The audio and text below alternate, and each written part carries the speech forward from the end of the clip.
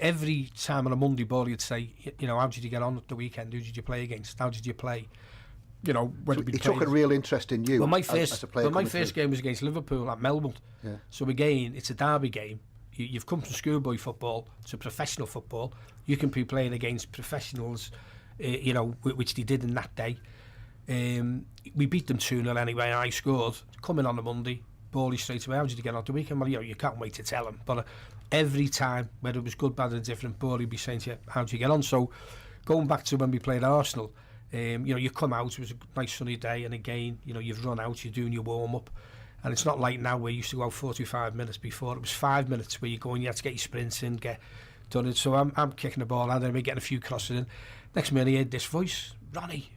So as I turn round, on the halfway line, this fellow with red hair just turns around and goes, keep getting the crosses in. Oh, it's nice that though, isn't it? With a big beam on his face. Yeah. And I thought, you're playing against us and you're still saying to me, get out there, do your business and get it in. Because you used to say to me, you get your crosses in, Ronny, and we'll get on to people that aren't in there. So when we analyse games now, it doesn't matter if you were George Best and you're putting balls into a dangerous area. If there's no one in there, they can't score. Yeah.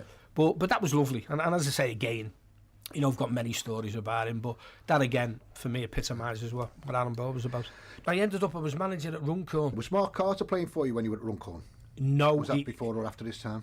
No, it was Mick Doherty, Ian Brady, some good lads there. Funny enough, Braid's came me last couple of dinners and came to the book launch. A bit earlier than that, didn't he? He was. Yeah, I think it was Berry. I think he was at Berry at the time. But you do it where sort of the likes of those sort of players and that. Anyway, so I'm walking out the house and the phone goes and the missus says, "It's Joe on the phone." I said, "I'm going." She went, "It's Joe Royle." So I said, all right, so go to Joe. And I went, all right, Joe. He said, what are you doing? So I'm just walking out the house. I said, I'm just going to Runcorn, the board. Do you want me to do a long-term plan for them, from the kids all the way up? I was going to give them all a brief. So he said, oh, no. He said, so I said, well, what is it? I thought do you want to go out for a pint or you're going to the game on Saturday?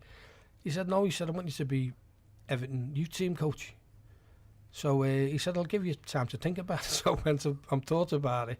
What time do we start? He went, see you at 8:30 on Monday. That was it. That was the conversation. Yeah. So I go out and again, I enhance it more, the story, but that's the way, the way it was. And then I'd say Joe Royle, top of my list there as a manager, great manager.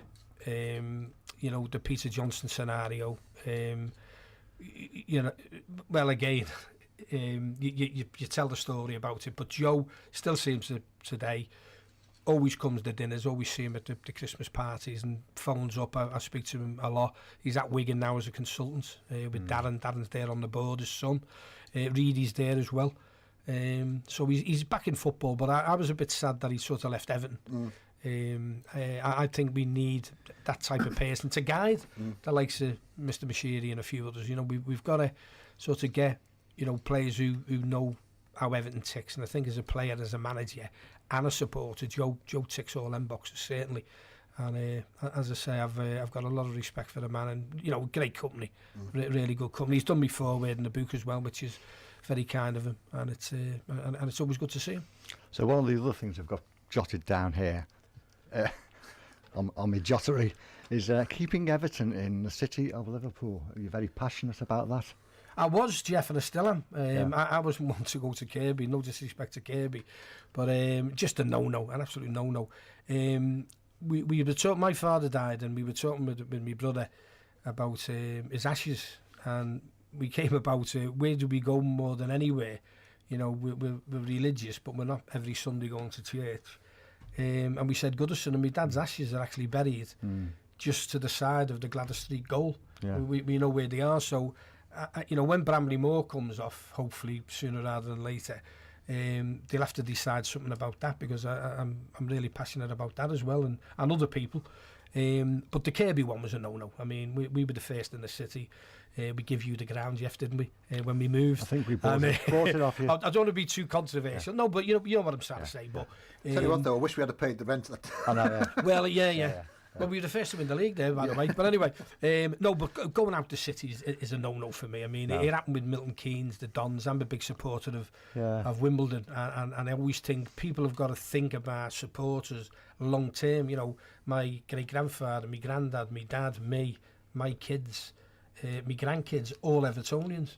Now, the thing with that, it's like a conveyor belt, but people, the ones with the money, have got to think about them as well. You know, we've got a fantastic history and heritage, and we've got to keep it on. And as I say, to go out to City was a no-no for me.